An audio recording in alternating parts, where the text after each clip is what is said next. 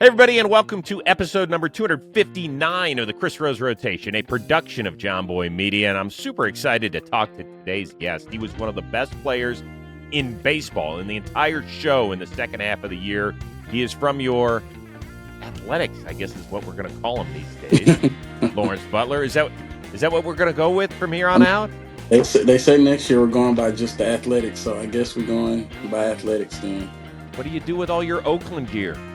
I mean, I keep it. That's some legendary gear that a lot of people will never have or be able to see again. So I'm gonna keep majority of my Oakland gear. I know. Do not give it away because everybody's going to be like, oh, can I get this? And then before you know it, you're giving that guy this and you're giving this. And then all of a sudden you're left with nothing. Nothing left. I got to keep all the Oakland stuff. Yeah. So what'd you take from the last game? Anything? Okay. So we have it's like a pretty big 2024 schedule. Mm-hmm. So I got that because it's the last Oakland schedule ever, and I got the whole team to sign it, all the coaches to sign it. Yeah, I got like some bobblehead. They gave us like some bobbleheads. I got some stuff, but that sign is really the one that I'm gonna take forever. I asked them for one of the signs that's hung up in the field, but I don't know if they're gonna ship it to me or not. But I got the schedule, so that's dope. Okay. So that's where you slip one of the clubbies, Yeah, nice little something. And you yeah, say, got to make sure that shit gets here. You don't yeah. want that going just to anybody. So that's got to get to I your. told the clubbies to get it for me too. So, and when I walked down there, it was gone. So I'm like, all right, hopefully they took it down for me and they sending it to me. So we're gonna see. Hey, man, that thing could be working its way across the Bay Bridge right now for all we know. Exactly. All right. I watched that last game. I was on the road visiting my son in Indianapolis, and I was crying. Yeah. What was it Yeah. like for you? I mean, it was very emotional. I mean, you could just kind of feel it, walking into the stadium when you come down from the locker room. Like you could just feel the energy in the stadium, the sad tears and also the excitement of enjoyment to, that they're going to be able to see us play one last time. And I mean, I had ran out there at the beginning of the game to right field and I kind of just acknowledged the whole right field area. And I mean, I kind of got a little emotional. I didn't cry, but like I was just kind of feeling it for them. Like, I mean, they were there supporting us. They've been here for 57 years and it just means a lot to them. And, I was just glad and able that we were able to get the win. Busy mornings, late nights, you work through lunch. Life doesn't always leave room for a balanced meal. Guess what? That's where Huel comes in. This podcast sponsored by Huel, spelled Huel. It is the world's #1 complete nutrition brand. Huel is perfectly balanced. It's designed by experts to provide all the nutrients that your body needs from a meal. Huel takes the guesswork out of healthy eating. Also, it's for the most inconvenient meals. With no prep, no cooking, say goodbye to getting hangry and unsatisfying snacks. Just grab a Huel instead. They taste so good. Huel shakes actually taste like milkshakes, and they come in delicious chocolate or vanilla. Bonus is they're low sugar. My personal favorite, the Black Edition ready to drink, because it's got a whopping 35 grams of protein plus 27 vitamins and minerals. It's all in one handy bottle. So take the leap, join the community of hooligans, or hooligans, if you will, with this exclusive offer. Get 15% off the code ROSE at Huel.com. That is 15% off, Huel.com, when you use the code ROSE. Unlock a healthier, easier way to eat with Huel, nutritionally complete meals in minutes so you can focus on what really matters. That was awesome. And I thought there were a lot of really, really nice moments. For you, getting to catch a first pitch from the greatest player, in my opinion, in Oakland A's history and a Bay Area legend in Rickey Henderson, that must have been like, well, take me through it. What was it? I mean, it was amazing. I mean, like I said, it's a packed house, 46,000 in there. And I mean, you got Ricky and Dave. I mean, they're two great guys. I've been able to, have a relationship with both of them since I've been in the Oakland Athletic, both of them are amazing guys. I talk to them a lot about the game and, about the stuff off the field. They're always there to help me. Ricky's always in the clubhouse, telling us some crazy story about him playing in his career. But I mean, it was amazing, to be able to catch the first pitch from, like you said, arguably one of the greatest A's to ever, step in Oakland. He's from that area. So, I mean, that was a pretty cool moment for me. And I know it meant a lot for him too, especially because it's his field. So I saw Rickey. I saw his entire. I'm old enough to have seen his entire career. Okay, Golly. and dude, he's one of my favorite players of all time. Popping Okay. the collar, pimping the homer. I mean, people think that they pimp homers today. He was doing it when nobody was doing it back Yeah. then. Have you spun up some of his game video on YouTube? Yeah, we'll watch him. We watch him hit a lot of homers. He leaning over the plate, waggling his bat. I mean, he was good. I mean, I like to watch his highlights because I kind of mimic my game a little bit off of him. Steal bases. Hit the ball, hit for average, hit for power. So I mean, I just love watching Ricky and just talking to Ricky about the things he did in his playing days. Dude, so he came to Cleveland one time, and you've played in Cleveland before, right? Yeah. Okay. So that's a beautiful ballpark. It's 30 years old. I grew up in a place where there were 80,000 seats. 80,000 because they split it. Yes, they split the then Indians split the home with the Browns. So it was a football stadium that they also played baseball in. And we used to Hmm. sit in the left field seats and you could talk to the left fielder. So Ricky one time was in a contract dispute. And so we all pushed a jar together with money. We'd throw dollar bills and coins in it called the Ricky Fund. And we'd say, Ricky, and we'd shake it, and he loved it. He'd turn around. He was like, put more money in it. Put more Yeah. money. He was one of those guys who would talk to. Do you talk to the fans in baseball? Yeah, I do. I like especially whoever majority of the time if you heckling me, I'm gonna turn around and give you like a little something just to, Hmm. let you know that I hear you. I mean, I kind of do it as fun though. Like I like it better, especially when it's like a good game. Like I could tell them look at the scoreboard because we winning, or stuff like that. Or like when Mason Miller come in, I just tell them everybody finna strike out. So I mean, I have fun with the fans out there in outfield though. Is there one road trip? I mean, you're early in your career, but is there one place that you've really enjoyed mixing it up with the fans so far? Where did we just? I feel like it was Wrigley Field. They were giving it to me, man. They were giving it to me out there. I feel like every other place was kind of like mediocre and cool, but Wrigley Field, and I would say Philly. Philly Hmm. was they were on me in Philly, but I mean I had a good week in Philly, so it was majority good chirps, not too much bad stuff. Yeah. Hey, and you better watch out in Philly. They're going to come get. They'll come I've get you. I've heard. Yeah. Yeah. So let's get back to that last day in Oakland.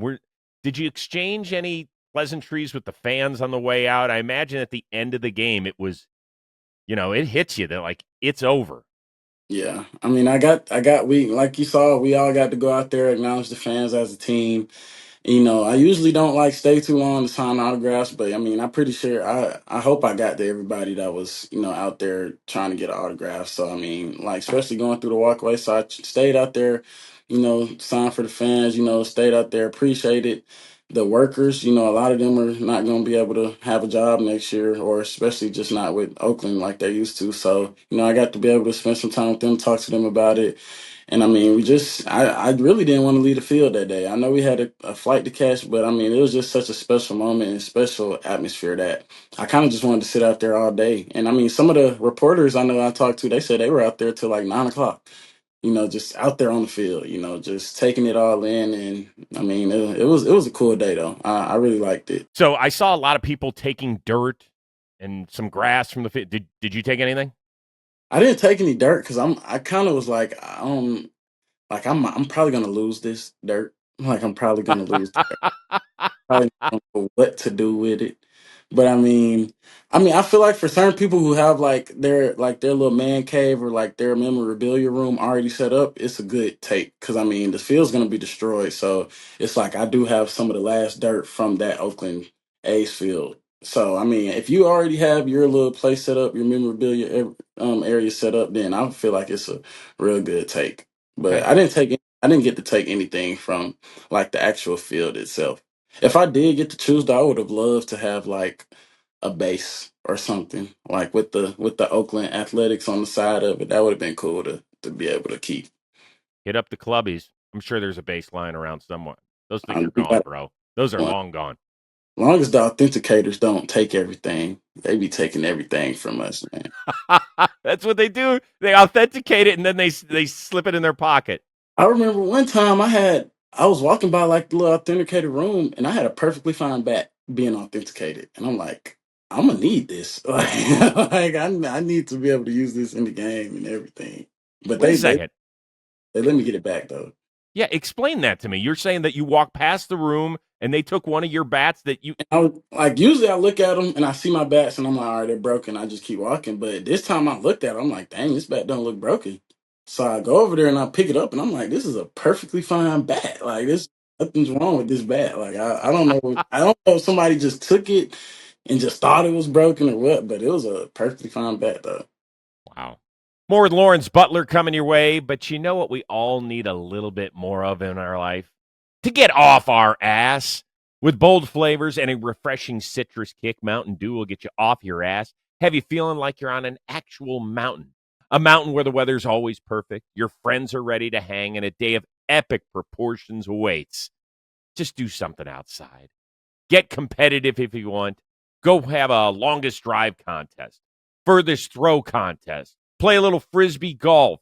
Maybe if you got a monitor outside, you could bring out your gamer headset and play some video games with your boys. Play some kickball, play some wiffle ball, play some pickleball, play whatever ball you want. Why? Because the mountain is calling and you should answer. So grab your friends, grab an ice cold Mountain Dew wherever refreshing beverages are sold, and 3 words for you: do the do. All right, so we're putting Oakland to bed, unfortunately, and it stinks. But now you got to play in Sacramento next year. Like, what has the team told you, if anything? So what I know as of right now is that they're making renovations to like the field and stuff like that. Like I know our locker room's gonna be in center field. I know that they're turfing the whole outfield. So the whole outfield will be turf now. And yeah, that's pretty much all I know. That's pretty much what they've told me, and that's pretty much all I know. So Okay, hold. I haven't got to see any of their renovations, but a couple of AAA guys that played there that came up later in the season, they said it does look a little bit better. Like it looks decent. So hopefully we'll get there and my expectations will be exceeded. Okay, few things. So you have to walk from your clubhouse behind the center field wall to Yeah. the dugout. So it's like spring training. Basically, basically, like we're coming in from the outfield, and it's probably gonna suck because I mean I've never been there, and I don't know where the like batting cages are. So like if you have to pinch hit, I don't know if you're gonna have to walk somewhere. You just got to come off the bench call. Yeah, so it's a sticky situation, man. I've never been there, so I don't really know too much of what it looks like, but that's just what I've heard. Okay. Um, Sacramento can get a little toasty.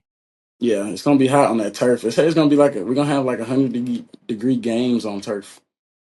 This is going to be like old St. Louis. Now, once again, you get to hit at the beautiful new Busch Stadium in St. Louis, but all these places in the mid '80s and the '70s had the AstroTurf.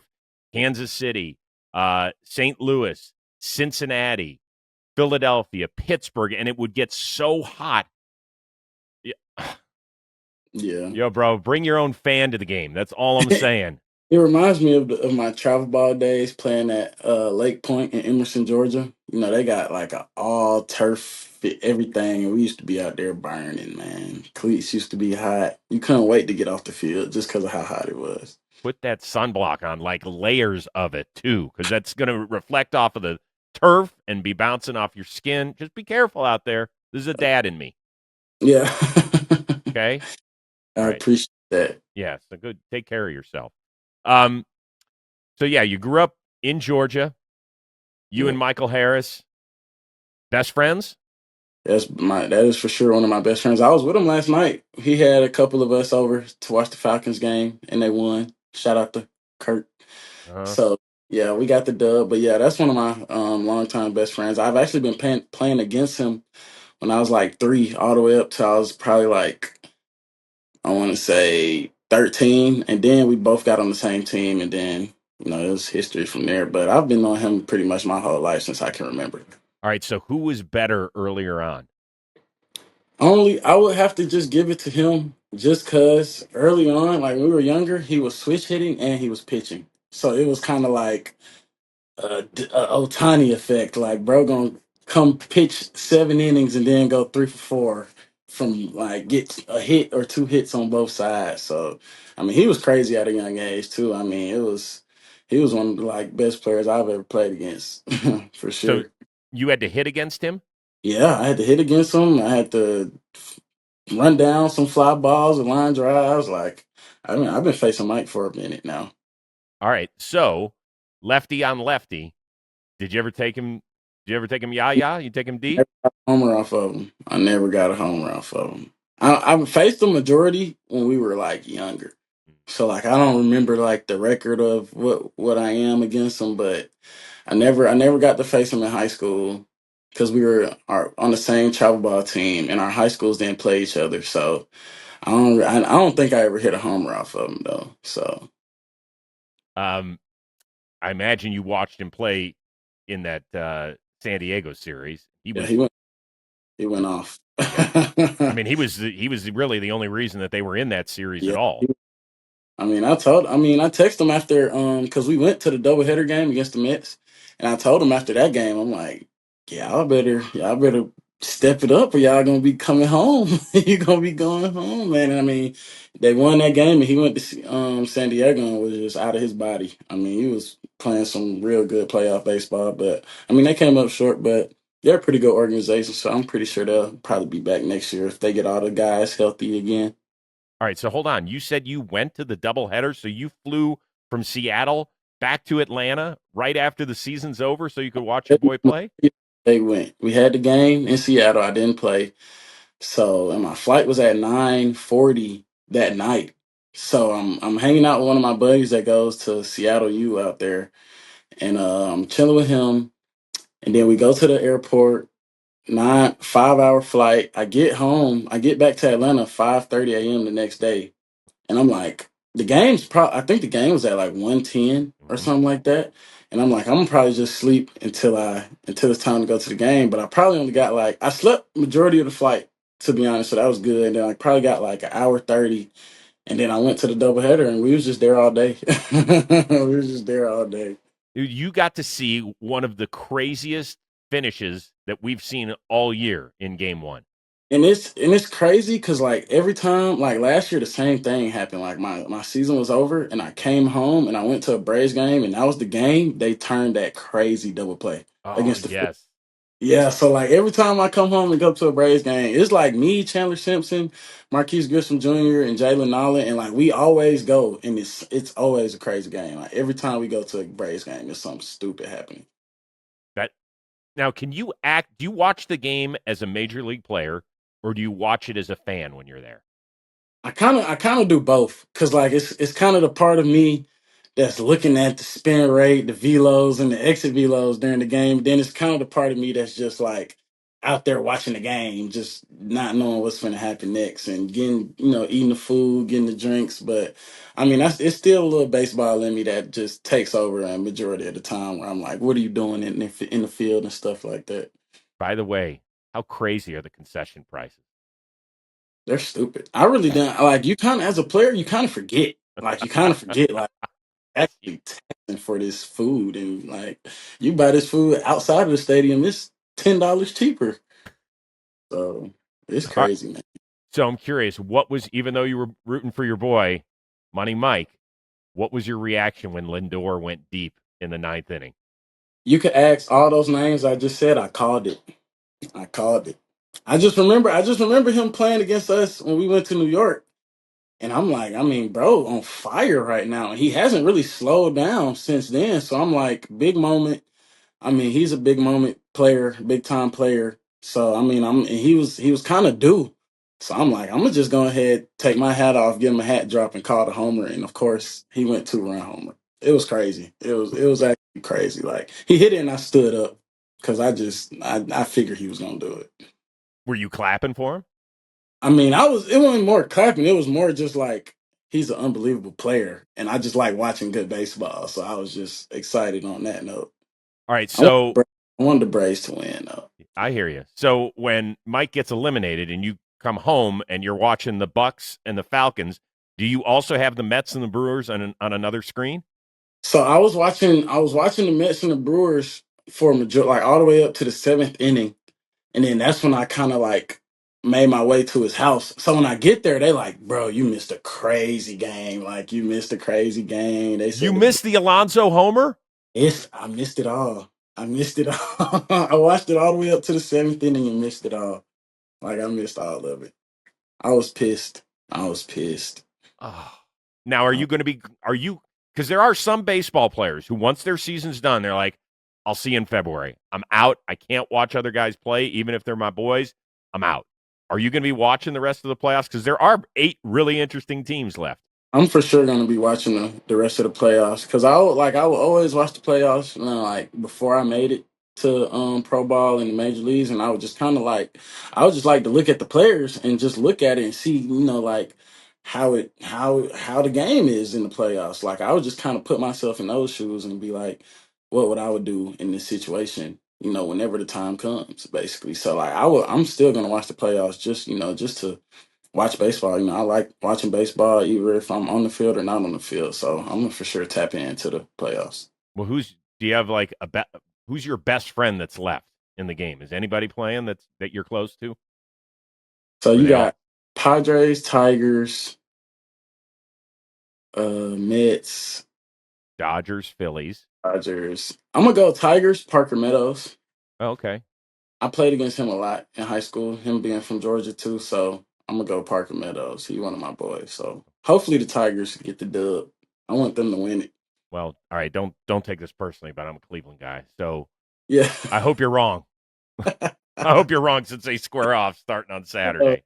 But they're playing their asses off. I got to tell you, Playing man, great baseball right they are now. playing great baseball. Woo-wee! After 162 games, it's finally time for some October baseball. Get in on all the playoff action at DraftKings Sportsbook, from same-game parlays to live betting to odd boosts and so much more. DraftKings has you covered until a champ is crowned. Right now, all new customers who bet just $5 will instantly get $200 in bonus bets when you use the code ROSE. Stay in on the action and use your $200 in bonus bets to bet anytime homers on DraftKings. So download the DraftKings Sportsbook app now, and new customers use promo code ROSE and bet just $5 on any wager and get $200 in bonus bets instantly. That's promo code ROSE only at the DraftKings Sportsbook. So what do you do in the off season now? Do you just hang? Do you like to travel? What is it that you want to do now? So majority of the part, I like at first, I kind of just like to chill. We travel so much during the season. I kind of just like to, chill, be at home, feel the home vibe.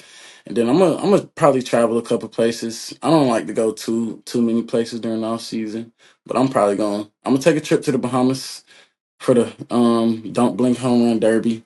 I had Okay. went last year and I had a blast. So I'm gonna go back this year. I might go somewhere with the bros. We might take like a little out of country trip. But we don't know where we're going yet, so we'll see. And probably just hang out with the boys and enjoy my family. And and me and a couple of us like to rap too, like Victor Scott, Marquise Grissom, Chandler Simpson be rapping too. So we'll probably get in the studio a couple times, but that's about it. I saw you didn't when you were in New York. Didn't you hit the studio? Yeah, I did. They MLB set it all up. They actually let me go to like one of the legendary studios out there. Like they say Tupac were recording there all the time, Biggie were recording there all the time. Like Beyonce when she come to New York, she go there all the time. Jay-Z, yeah. So I was excited to just be able to go in there and tour it. And then they were like, "Look, we got a producer here, and if you want to make a song, you can." And I had to make a song, so it went pretty cool though. It went pretty well. All right. I mean, listen, Jose Iglesias is killing it. He's got Exactly. Pitbull doing his now. He went whole performance on the field and everything. Yeah. So, are we going to see that next year in Sacramento? I mean, we're gonna have to see. We're gonna have to see what Sacktown talking about. Like how? Because I heard a little bit of you doing it in the studio. How would you grade your performance? Like, how good are we? How good can we be? So I would say, like right now, I'll be honest, I'm probably about like a 7. So I'm just really just trying to, progress every year. And I'm not taking it like full time rapping too. So like I just kind of like to go in there and just feel the vibe and really just say whatever comes to my mind, to be honest. So I'll say I'm like a 7, but I have gotten better from what I started at though into it. I'm just getting used to being in the actual studio, like the real studio, the actual producer and stuff like that. All right, so work with me on this because shockingly, I've never created anything in my life. So, what's the process like? Are you thinking of So it's kind of when you're in the studio making a song, it's kind of like two ways you can do it. So it's like the most traditional way I feel like is like what most people do is like they'll go in there and they'll kind of write. They'll either already write some or be writing some as they're listening to the beat. So like when they get in there and to record, you can kind of they already know what they're saying. But me and my friends, we like to. It's called punch in, and it's basically like you just think of stuff. You hear the beat, like you're in the studio, you're hearing the beat, and you kind of say a bar, and then you stop and then you kind of just like you kind of do it like that. You kind of think of something, come to your head, say it, and then think of something, come to your head, say it, and then you can kind of just stop and pause and go whenever you want to. And that's the thing about like knowing your producer and stuff, because like they'll know like when you want to stop, what you don't like stuff like that. What makes your voice sound better on whatever auto tune you use, and if you use auto tune. So that's really I like to punch in though. It's kind of more like authentic and like just straight off the top of my head than me going in there thinking and trying to figure out stuff to rap about and stuff like that. so did they hook you up with the auto tune? I mean, they'll put like a little bit on there, but I don't like a lot of auto tune. Like, it just sounds a little too like robotic. So I like you could put some on there, but just not OD it. That's how Got it. I like. Got it. So you made your debut in 2023, and then this year you started with the big club, and it was a struggle. And we talk a lot on this show about, particularly in this sport, how you deal with failure. And you got sent down. Was that tough when they told you, "Hey, Lawrence, you need a little more time downstairs"?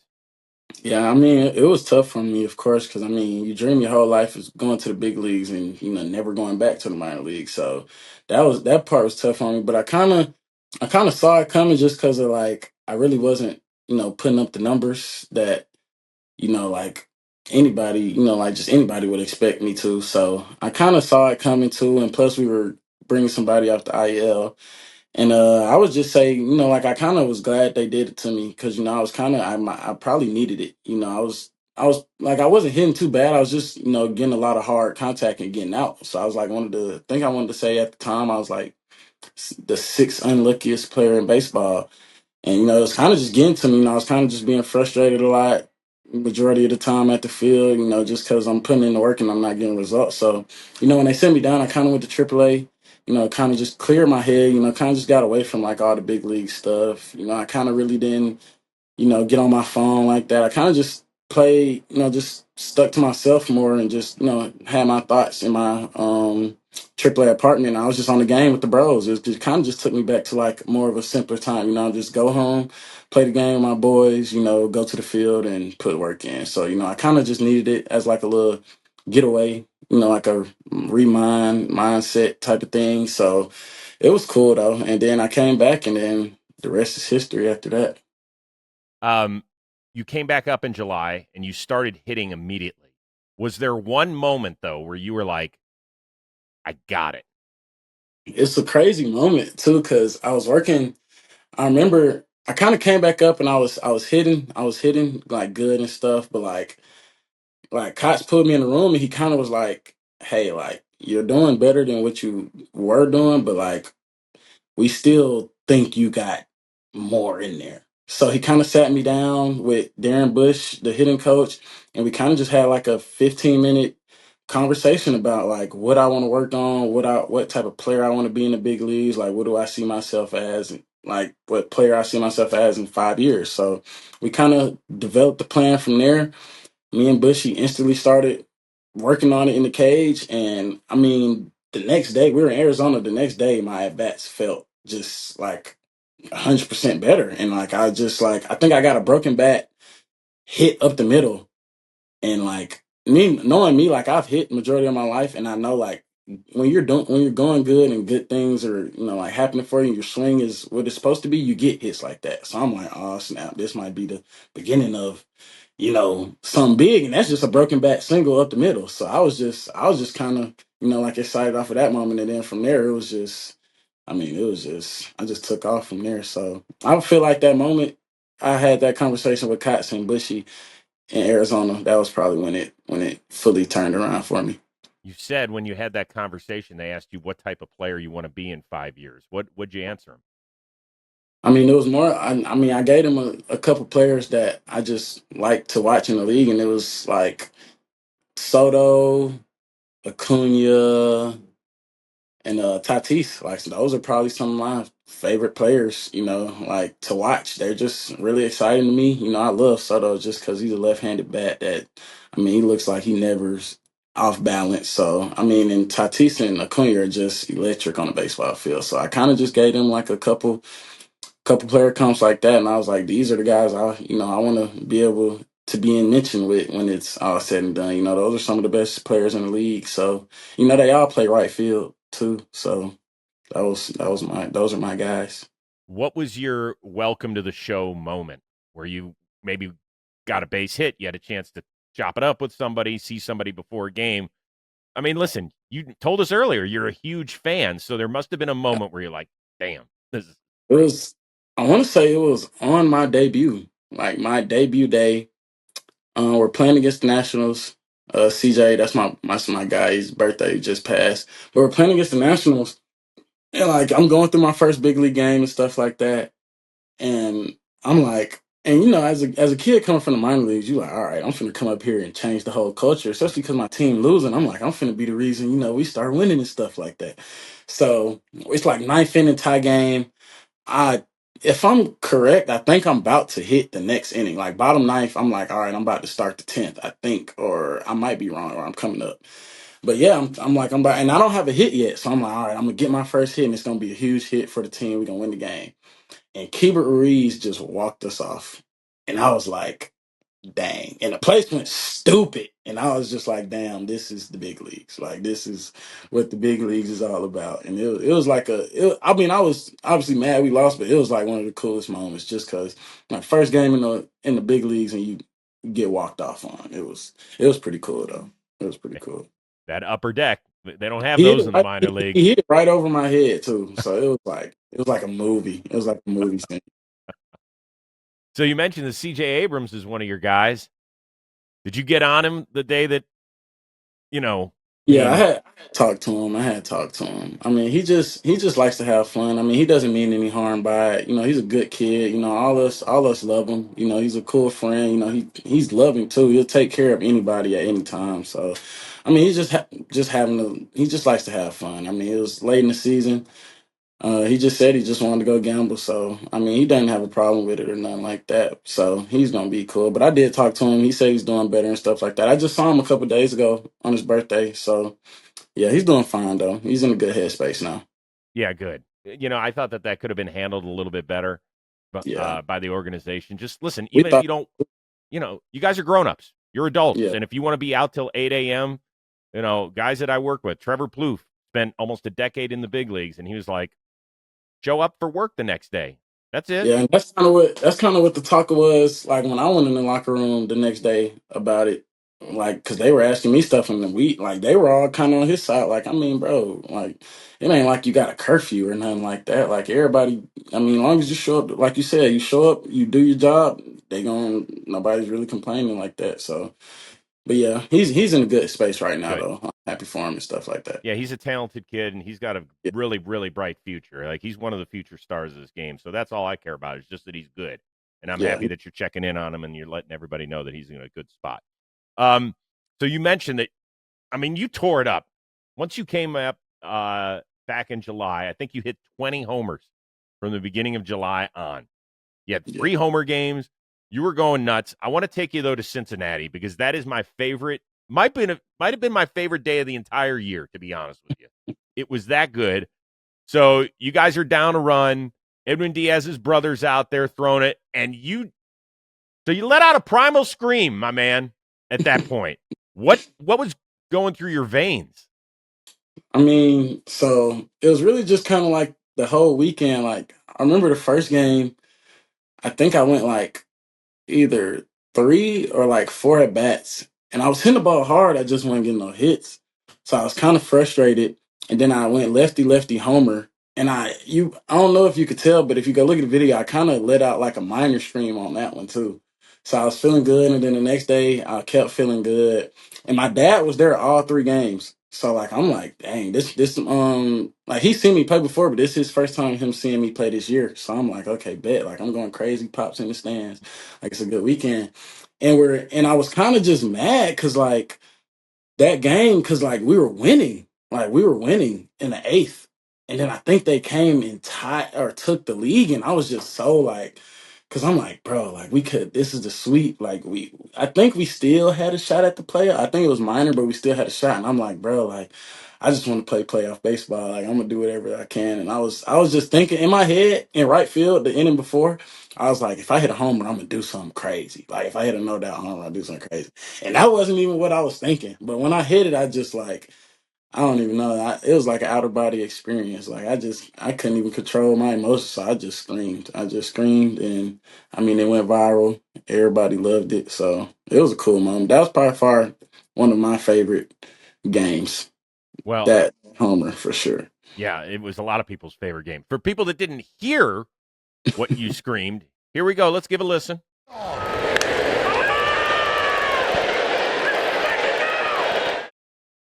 Yeah. Yeah.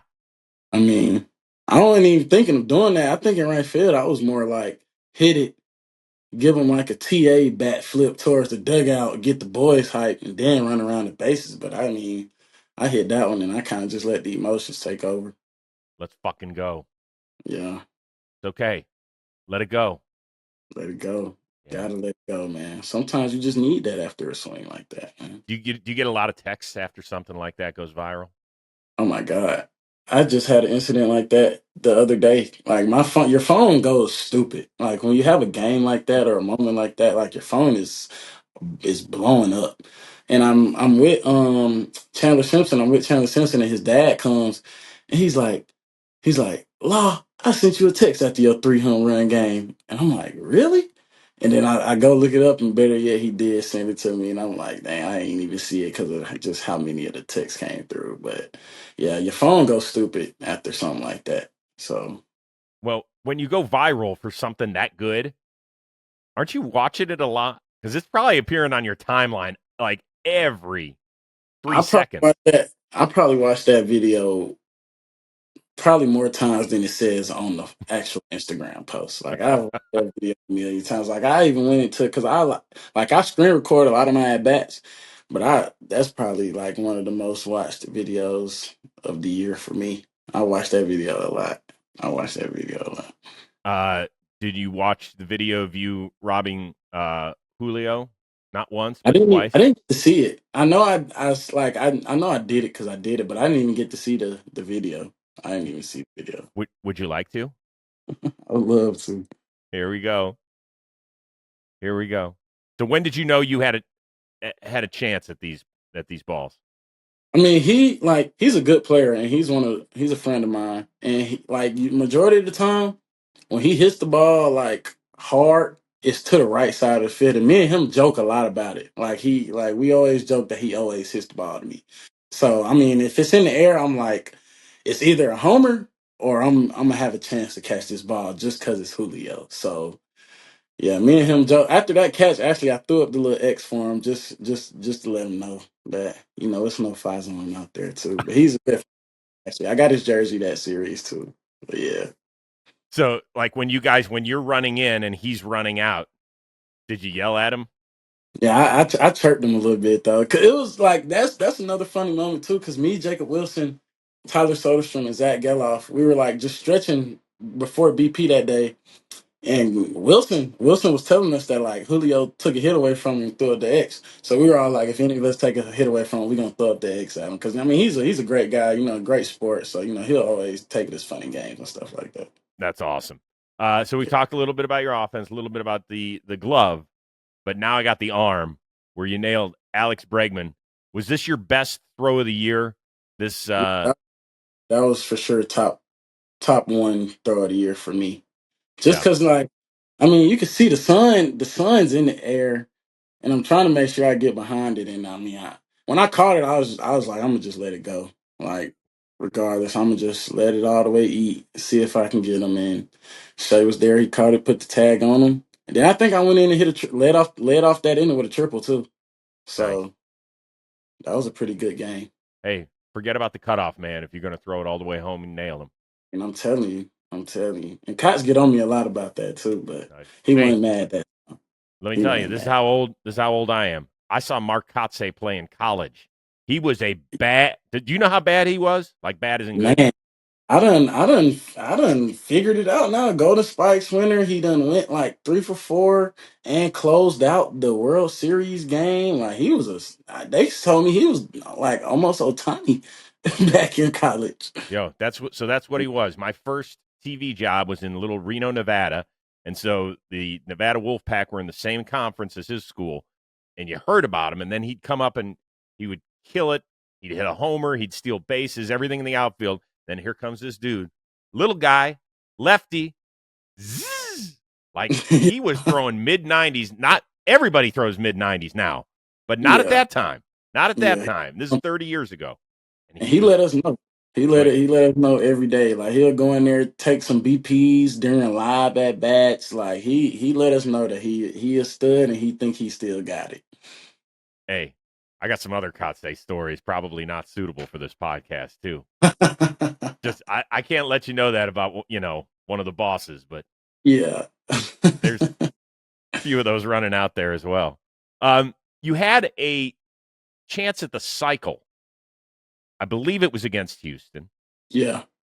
and they walked you in like the eighth inning. Hmm. I don't know if you saw the video of the father and son who were basically motherfucking the Yeah, I saw. Astros. They were showing me that after the game. I mean, they can't be too mad at him because during that at bat, he did give me a pitch to hit, and I just didn't hit it. So, I mean, I wouldn't be too mad at him. But that was funny when they showed me that in the locker room after the game. That was hilarious. So you were a single shy of the cycle, right? All I needed was a single, man. Okay, All I so needed. if you hit one to the alley, do you pull up with like a fake hammy at first base or something? So my thing was, I'm gonna just trip and fall. Like I'm gonna just take the embarrassment, but the embarrassment not gonna be too bad because I just hit for the cycle. So it's like I was kind of gonna just play it off of that. Like they can't laugh at me too bad because I just hit for the cycle, and they'll probably know why I tripped and fell. So that was kind of my whole play on it. So was that your own idea, or did one of the vets give you an idea on that? That was my idea by myself. I was just going. I mean, we were winning 8-1, so I'm like, I mean, we got Mason Miller too. So, and I think at the time we had Lucas Ersic. So I'm like, either one of them come out the pen, like this game over. So I was just gonna take that single and just be grateful for my cycle. All right. One of the last things I got for you, because we've covered it all. We've covered home runs. We've covered almost getting the cycle. We've covered the good glove work. We've covered your arm out there as well. But you're a 5-tool Rose rotation guest. So the speed aspect. What the Okay. heck happened on that one slide? Was that in Seattle? Yeah. What happened here at second base? Oh, so I mean, I'm running, and the throw was on the money. The throw beat me. And like when I slide, I always kind of like if my helmet doesn't get in the way, like as I'm sliding, I'm looking up at the defender to see if like I'm gonna have to swim move or I can just go straight in. So as I'm looking up at him sliding, I see he's catching the ball. So I'm like, my only chance is to swim move right here. So I just put a swim move on him, stayed on the bag, stretched out with the leg, and I mean, he called me safe. I'm glad he called me safe, and Cox didn't have to challenge it because that just takes too much time. I like when they get it right the first time. So that's Yeah. kind of what right there. Okay, well, I would have broken many bones and stretched out every muscle in my body from first getting your hand on the base and then sprawling onto your back. And then I definitely would have torn my groin. My calf would have That's been shredded. that's why we got to stretch every day, man. Make sure we can do stuff like that on the field. That's the key, huh? That's the key to it. My wife's got a Pilates reformer in our pool That's house. that's good. I actually might start doing some of that this off season. I heard that's like one of the best ways to get your mobility up. Okay, you and me, we'll have a Pilates duel in the off season. We'll see who comes out in better shape. Let's go see who's more flexible at the end. I like my chances. Now I'm not starting to like my chances. Yeah, exactly. I talk a big game, but that's about it. I'll forget about it after this interview. Won't have it Yeah, at all. Who is the best pitcher you faced since you've been up in the show? Where you're like, okay, that's impressive. it was recently, and I'm gonna have to give it to Garrett Crochet. I felt like I had no chance, man. Cause I was hitting leadoff, so I felt like I had a chance. And then like on our report, there was no sinker. He throws like a 99, or I'm pretty sure it's like a running fastball, but it's like a sinker also. 99 running fastball. He soars me, and after that, I was just like, I don't even know what to do with bro. He throwing two different fastballs at 100 with a banger. That was a tough at bat, man. That Yeah, was a tough at bat. yeah. Last thing, we talked about your close relationship with Money Mike. So he sent you. I love the jersey that he sent you guys to be the groomsman. Yeah. That's fantastic. So when is the wedding? Wedding's in 2 months. Okay. I don't know the exact. I gotta know the Yeah. get the exact date. I have it, but it's in 2 months, and yeah, I mean, I'm excited for it. It's gonna be in Atlanta. You know, a lot of our friends are gonna be there. You know, I'm happy for him and Esther, his fiance. You know, so I mean, I'm pretty sure it's gonna be a great wedding. I mean, he's a great guy. You know, both of them together are just great. You know, I love both of them, and I'm pretty sure we're gonna have a lot of fun Uh, at the wedding too. okay, but a couple things. Somebody got to keep an eye on him at the bachelor party. Now that's somebody's job has got to keep an eye on him. We're gonna take him. I don't know. You can go look it up after this, but we're gonna take him to Magic City. And if anybody know what Magic City is, they know he gonna enjoy himself at the bachelor party. So, But I'm also saying take care of him. Like look out for him. he gonna be good. He don't Okay. really do too much. Like he ain't really like a big drinker or Okay. anything like that. So we gonna make sure he's straight. We All gonna right. make sure he's straight. And then you got to get him a nice wedding gift, even though he already signed it, the big extension. Yeah, I'm gonna get him some. I do gotta come. I want to come up with some that nobody else give him Yeah, to. I sentimental. gotta. Something right here. Yeah. When he said he like, dang, that's my bro for real. Like he really thought about this one. So Hit him. I gotta get something. Yeah, hit him in the heartstrings. That's what you do. That You know. exactly. You don't need to get him a bread maker or Yeah. extra He not even dishes. gonna use none of that. Like I want to get him something he gonna use every day and be like, damn, like I got this from Law. Like Law gave me this. I use it all the time and I didn't have to even pay for it. So But you know what though? Make sure that Esther can use it too, because true facts. I'm That's just saying fact. that is the big deal. Because if she loves it, then you're good. Yeah, I'm in the door. I'm in the door. Okay, good. Well, all I can tell you is this 45 minutes flew. You're awesome. You're We a had a great great kid. conversation, Chris. We had a great conversation. Listen, just keep doing what you're doing. You are a budding superstar in this league. I Thank you. don't know. I understand the athletic situation was shitty for a lot of people. If Major League Baseball does not start promoting you with the way you play, you got a great personality, your smile's infectious, dude, enjoy the ride because you are on your way. Thank you so much, Chris. I really appreciate it. And I mean, appreciate the John Boy, team. I like to watch y'all stuff. I love just hearing all the play-by-play stuff and everything y'all put out, man. I follow you guys on Instagram. I got to meet Trevor last year in Seattle. So, I Yep, mean, I really appreciate y'all for having me. absolutely. Don't be a stranger. We'll do this again next season, okay? Let's do it. All right. Have a great off season. Enjoy your time. Enjoy Money Mike's wedding with Esther and the rest of life, dude. You're an awesome kid. All right. Have a nice offseason, Chris. You got it. You as well. Big shout out to our producer, Robbie Scirocco, as well. For Lawrence Butler of The Athletic. I am Chris Rose. We'll see you next time here on the Chris Rose Rotation, a production of John Boy Media.